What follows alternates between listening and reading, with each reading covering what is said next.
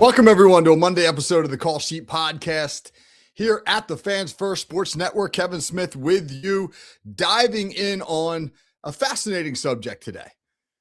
The subject of rookie mini camps and the hold that the NFL has over the American sporting public. The fact that there was so much interest, particularly on social media, in what went down in these quote unquote practice or football in shorts sessions over the weekend, as most of the NFL teams held their rookie mini camps. I don't know what else I can compare it to. Like what other thing in our society is so compelling that people are willing to spend their free time watching people just practice it? You wouldn't watch somebody just practice golf, like just chipping. I mean, I guess, true golf heads might. You might tune on the Golf Channel before the Masters to catch a little bit of a practice round, but that's not a normal thing for people. But in the NFL, the football world is so compelled by really everything that the league does, but in particular, the rookie crop, these new inductees, so to speak, these prospects who are coming into the league. And it's our first glimpse at each team and their rookie crop. And we get an opportunity now to see them wear the jersey of our favorite team. And granted, all they're doing is they're going through work on bags. They're stretching. Sometimes there's videos up on Twitter of guys stretching and they've got 200,000 views. It's fascinating. Why? Why are we so compelled? That's our topic today. What we're really jumping into the whole idea of it's kind of a two-part conversation. Part one, why are we so compelled? And part two, what's it really for? What are we really doing from a football vantage point in these football in shorts practice sessions? So, okay, let's just start with the public and the public fascination. I'll mention a few individuals specifically. There was a video of Tampa Bay top draft pick Rueben Bain, edge rusher out of Miami, going through drill work on sleds and bags.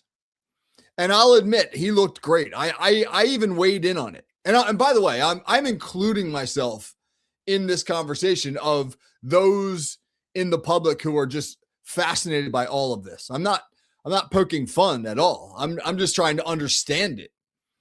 And I'll give my own thoughts on it. I'm a football junkie. I get paid to do this, which is obviously motivation for me to pay close attention. But if I wasn't getting paid, sure, I'd watch 2 minutes of Rueben Bain doing bag work. I think it's interesting stuff.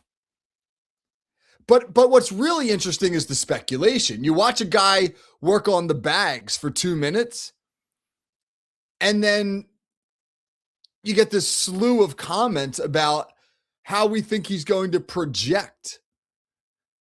Oh, he's got great hands and feet. He's going to be the rookie of the year. Oh, he has short arms. That's the big knock on Rueben Bain. He may have been a top 10 pick had his arms been an inch longer. But they measured a little shorter than people were comfortable with, and maybe he slipped a little bit. I think it's silly. I think he's going to be an excellent football player in the NFL, and his drill work looked phenomenal. But it's fascinating to read through comments as people engage in these heated debates about how good he's going to be because his arms measured 1 inch shorter than a lot of evaluators are comfortable with. There was video of Drew Aller, Steelers' 3rd round draft pick.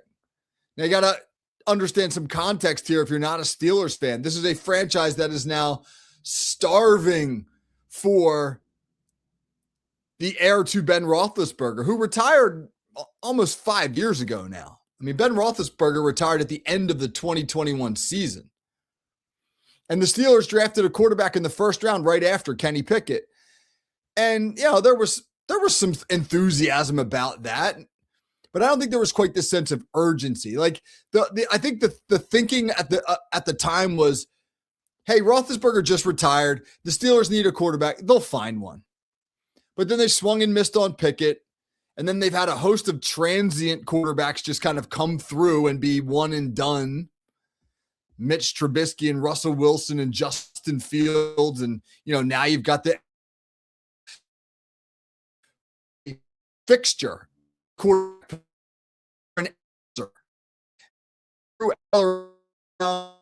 He's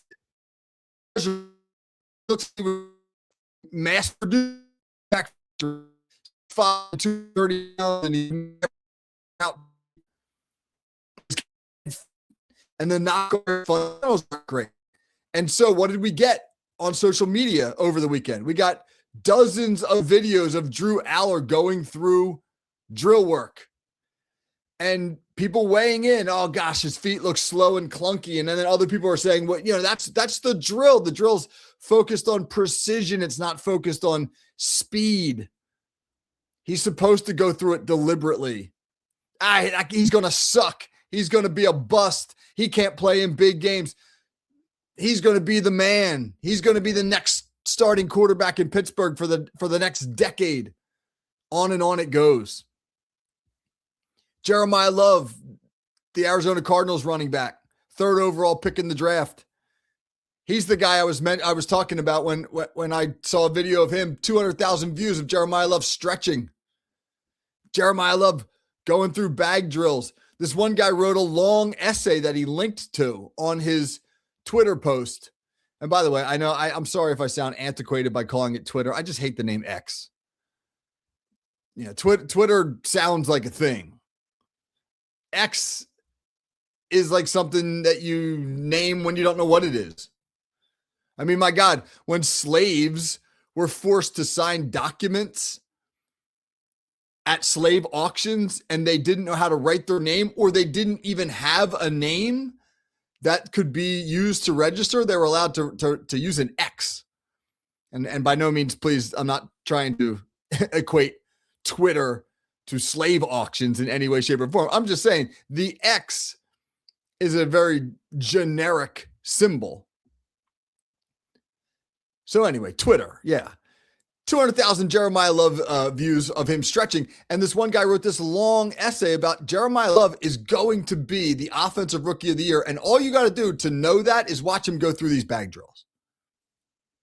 And we are jumping to some conclusions here, no doubt about it. There was one up of Chris Brazzell, the Carolina Panthers draft pick, the wide receiver out of Tennessee, running a dig route, making a beautiful catch on a dig route. He looked explosive. He looked long. He looked like a big target that you can get the ball to. And then this massive debate kicked off about, are Chris Brazzell and Tet McMillan the heir to Jamar Chase and T. Higgins as the best wide receiver duo in the NFL? And there was about 400 comments that went with that particular thread. People are fascinated by this stuff. Maybe it's just boredom too, right? That social media provides you like this outlet when you're idle. I shouldn't even say bored. It's just idle. You're sitting at work. There's not a lot going on. You're waiting for your daughter's gymnastics practice to end, and you're sitting in the waiting room and you're just scrolling. Yeah, I think that's a lot of it. But you've got a million different things that you could be scrolling through. Why are you scrolling through football and shorts? Why? Because, man, people love the NFL. There was a New York Jets blogger who called 4th-round draft pick Cade Klubnik from Clemson a legitimate contender for the Jets starting quarterback job after one minicamp practice. He made the bold statement. All it took was one minicamp practice to see Cade Klubnik as a legitimate contender with Geno Smith for that Jets job. One minicamp practice? Do we know who's at these rookie minicamp practices? Here's who's there, just in case you don't know. At these rookie minicamp practices, it is your draft picks, the undrafted free agents you've signed, and then tryout players. And tryout players by rule have to come from, I think it's a 100-mile radius of your city, but you can pick them from colleges that come from somewhere in the geographic area of your city. And you basically have them there so you got enough bodies to have a practice. You need, if you're going to run an offensive team period, well, you need enough guys on defense to be able to run live drills. You don't have 22 draft picks and undrafted free agents to create the depth necessary. So you bring in these tryout guys. And every once in a while, a tryout guy will stick. My good friend growing up, Dave Baird, one of my best buddies, went to Lafayette College in Pennsylvania, good FCS school there in the Patriot League, broke a bunch of their records as a wide receiver and got a tryout contract with the Philadelphia Eagles and went to Philadelphia Eagles tryout camp, where he came home with some great stories, by the way. Talked about one of the stories I remember, where Jim McMahon was one of the quarterbacks at the time. And McMahon, who wasn't at rookie camp to participate, but showed up just to be a mentor to some of the young players there, would blatantly fall asleep and sleep through all the meetings with his sunglasses on. And then, when he would wake up, he would be like in mid-sentence as though he hadn't been sleeping and would just rattle off a bunch of gibberish. But he said McMahon knew everything you could possibly know about the offense, inside out, every position, what everybody did on every drill, every play. My buddy Dave talked about one play he runs in practice and he comes back to the huddle. They call the next play and he wasn't sure what his route was supposed to be. And so he asked the guy next to him in the huddle, like, hey, what do I run on this route? What do I got? And the guy told him, and he went out there and he ran it, and it was the wrong route. And he came back to the huddle and he was like, yo, you told me the wrong route. And the dude said to him, like, F you, buddy, I'm trying to make this team. I mean, like, and Dave was shocked by it, but when you think about it, you're tryout players. You're going to do anything you can to stand out, even if that means maybe like the guy you're trying out with, trying to make them look bad, trying to accomplish a lifelong dream. People are willing to do a lot of stuff to accomplish it. But my point is, these are not NFL starters. To say that, maybe Cade Klubnik looked good in shorts on air against undrafted free agents and tryout players. But that's a long way away from being able to do it in live action against real pros. And Geno Smith, you can say what you want about him. Probably at the end of his career, didn't play great football last year in Vegas, but he's been through it. I think it's safe to say Geno's got the edge on Cade Klubnik right now. Still, people love a good story. There's a lot of social media people obviously out there trying to post for clicks. If I make a bold statement like Cade Klubnik is going to push Geno Smith for the starting job, or Drew Aller is going to push Aaron Rodgers for the starting job in Pittsburgh, that's going to attract some attention. And maybe that's why I do it. And there's plenty of people who would do that kind of stuff. But beyond that, there's a genuine appetite for anything NFL, particularly when it comes to these rookies. We want to see them with their new teams, even if it's just them on bags. We are football starved. It's May. Real football is still 4 months away. Give me something. Give me something. That's how a lot of people feel. Now, what are these mini camps really for? Now, let's approach it from a coaching standpoint. All right, from a coaching standpoint, this is work. This is business. And quite honestly, if you are a coach, this is the stuff you live for. This is the stuff where you most feel like a coach. I think a lot of people think coaching is play calling. Obviously, that's a big part of it. But real coaching is teaching. Real coaching is when you take that big lump of clay and you start to mold that thing. So what's the focus for coaches at these mini camp sessions? The number one thing is teaching. It's teaching. Mike McCarthy was asked about Drew Aller and what was he doing with Drew Aller in these mini camp sessions. And he said, I'm putting him through quarterback school. And we're going to reteach his fundamentals, man. We're going to rework his drop and his arm angle and his footwork. It was interesting. The Steelers only invited Drew Aller at quarterback to minicamp. Usually you have multiple quarterbacks there, if for no other reason than just to split up the division of labor. The throws, the reps, etc. You worry a little bit about if there's only one guy there, are we going to burn his arm out a little bit here? But they only invited Aller, and Mike McCarthy said the reason he wanted Drew Aller to be there and take all the reps was he wanted to see if he could handle it.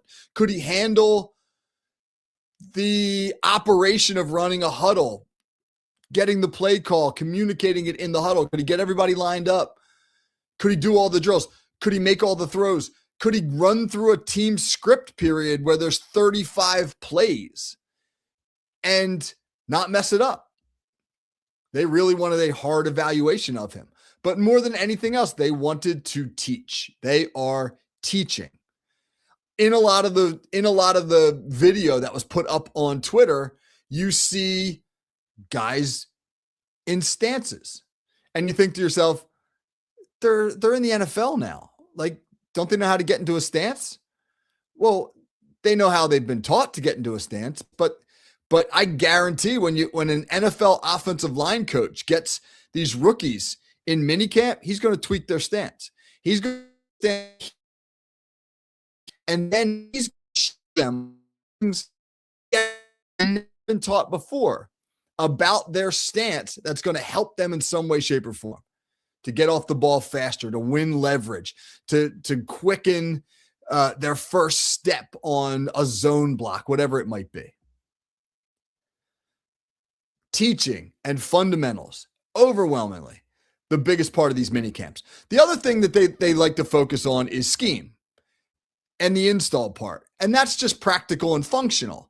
But they don't expect these guys to execute at a really high level. But what they do expect them to be able to do is block their rule or complete their assignment. You got to know what you're doing.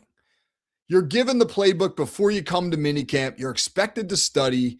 One of the fastest ways that you can get bounced out of a minicamp or not invited to the next one is to not know what you're doing. We say it all the time in the coaching profession. I can't put you on the field if you don't know what you're doing. You could be the best blocker on the team, but if you don't know who to block, you're no good to us. Fascinating that Mike McCarthy said, we want to Drew Aller to be the to put him through 45. See, he knew was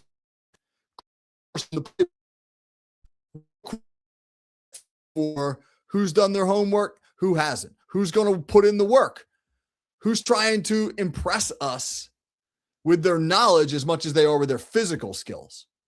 That's a big deal for coaches, particularly for these untested guys. If you want to make the team, you sure as heck better know what you're doing. And that gets you to the final thing, which is evaluation. It's an evaluation period. It's an evaluation period of everybody there. Now, obviously, some players have a longer leash in that eval than others. The high draft picks, they're not going to get bounced out of camps. They're not going to not get invited back. If you've been drafted and you've signed a contract and you've been given any money, you're coming to training camp. But for undrafted free agents and particularly tryout players, this is an opportunity for you to maybe get the next invite. If you've got 25 tryout players and undrafted free agents, maybe 5 or 10 will get invited to the real training when it starts in July. Yourself. The drills with fundamentals. When you rep, another thing we always talk about as coaches, you never get a rep back. Every rep that you execute is an opportunity to get better and an opportunity to be evaluated. And if you treat that seriously, like each rep I take is going to get me one step closer to the player I want to be. And I'm not going to waste any. And you also take to heart the notion that, particularly in the NFL, everything's on film. And when practice is over, the coaching staff, they're all going to watch and microscope every single thing that everybody does. And the guys who pop obviously are being given the benefit of the doubt when it comes to thinking about whether or not we're going to invite you back to the next sessions, whether they're OTAs or mandatory mini camps or whatever they might be. So this is serious business from a coaching standpoint. It's teaching, it's fundamentals, it's study habits. Do you know the playbook? It's eval. But for fans, it's great fun. It's drama. It's theater. We want storylines. On Twitter to talk with friends. And I saw you on Twitter. Yeah, he's it's the greatest sport on the planet. Americans are obsessed with it, and there's lots of good reasons why. All right, that's our Monday show. We will be back on Wednesday and then again on Friday for the hot route. Always lots of information and lots of stuff to talk about. Please join me then. Until then, though, hey, weather's getting nice. Get outside, take a good walk, enjoy the sun, and I'll catch you on Wednesday. Take care.